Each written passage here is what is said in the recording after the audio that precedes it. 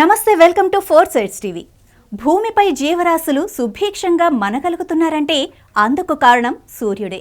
ఈ కారణంగానే భానుడిని కనిపించే దేవుడు అని అంటారు. హిందూ సంప్రదాయం ప్రకారం సూర్యారాధనకు ఎంతో విశిష్టత ఉంది. ముఖ్యంగా భక్తులు సూర్య జయంతి రోజు ఎక్కువగా పూజిస్తారు. మాఘమాస శుక్లపక్షం సప్తమి తిథి నాడు ఈ పర్వదినం వస్తుంది. దీన్నే రథసప్తమి అని కూడా అంటారు.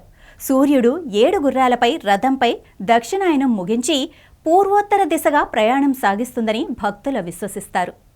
అది ఈ రోజు నుంచే ప్రారంభమవుతుంది. మాఘ సప్తమి నుంచి రానున్న 6 మాసాలు ఉత్తరాయణ పుణ్యకాలంగా పరిగణిస్తారు.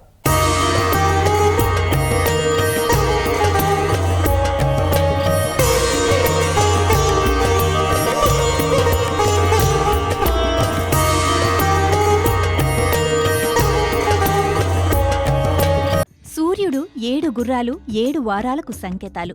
ఈ 7 గుర్రాలను వేద ఛందస్సులు అని అంటారు. గాయత్రి, త్రిష్ణుప్, జగతి అనుష్ణుప్, హంతి బృహతి, ఉష్ణిక్ అనే 7 గుర్రాల రథంపై భానుడు స్వారీ చేస్తాడు. మేషం నుంచి మీనం వరకు ఉన్న 12 రాశుల్లో ప్రయాణిస్తాడు. ఈ 12 రాశులను పూర్తి చేయటానికి సూర్యరథానికి ఏడాది సమయం పడుతుంది. సూర్య జయంతి అంటే సూర్యుడి పుట్టినరోజు కాదు, రథాన్నెక్కి సూర్యుడు సాగించే ప్రయాణం ఈ రోజు నుంచి మొదలవుతుంది.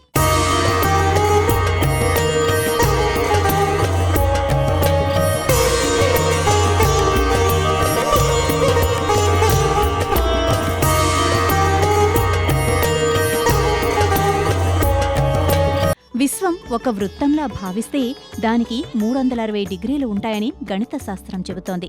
సూర్యుడు రోజుకు 1 డిగ్రీ చొప్పున సంచరిస్తూ 360 రోజుల్లో ఈ వృత్తాన్ని పూర్తి చేస్తాడు. అంటే 1 సంవత్సరం. అందుకే జ్యోతిష్కులు ఈ సృష్టి చక్రాన్ని 12 రాశులుగా విభజించి ఒక్కొక్క రాశిని 30 డిగ్రీలుగా విభజించారు.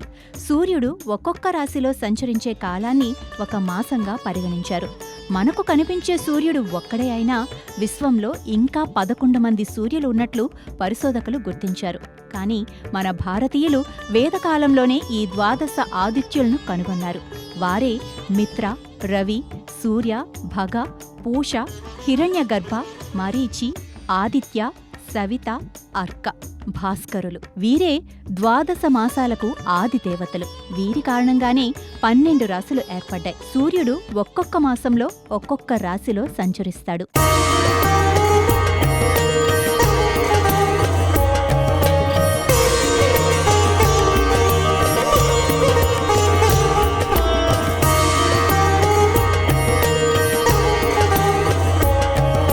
మాఘమాసంలో అర్కనామంతో సంచరిస్తాడు. మాఘ అంటే పాపం లేనిది అని అర్థం. పుణ్యాన్ని ప్రసాదించే మాసం కాబట్టి ఈ మాసాన్ని మాఘమాసం అన్నారు. నిజానికి ఉత్తరాయణం మకర సంక్రాంతితో ఆరంభమైన రథసప్తమి నుంచే ఉత్తరాయణ స్ఫూర్తి పూర్తిగా గోచరిస్తుంది.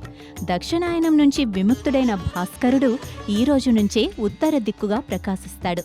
కాబట్టి రథసప్తమిని సూర్యగ్రహణ తుల్యంగా భావించి పితృ, దేవఋషి తర్పణాలను ఇవ్వాలనే నియమాన్ని నిర్ణయించారు.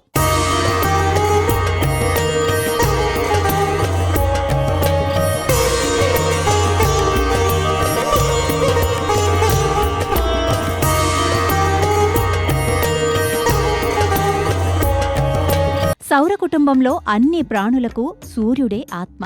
కాబట్టి సూర్యోపాసన చేస్తే రుణ, రోగ, శత్రుబాధలు నశిస్తాయి. మన మంత్రపుష్పాలలో ఒకటిగా పేర్కొనే యోపం పుష్పం వేద పుష్పవాన్ ప్రజావాన్ పశుమాన్ భవతి అనే వాక్యాలు దీనికి సంబంధించినవే. సూర్యారాధన చేసేవాడు పుష్పవంతుడు, సంతానవంతుడు, పశు సంపద సమృద్ధివంతుడు అవుతాడు. సూర్యకాంతిలోని కిరణాల ప్రభావం వల్లే శరీరానికి సహజసిద్ధంగా విటమిన్ డి లభిస్తుంది. సూర్యకిరణాలు శరీరంపై తప్పక ప్రసరించాలి. అందుకే వైదిక వాంగ్మయం సంధ్యావందనం, సూర్య నమస్కారాలు, ఆర్ఘ్య ప్రదానం మొదలైన ప్రక్రియల్ని ప్రవేశపెట్టింది.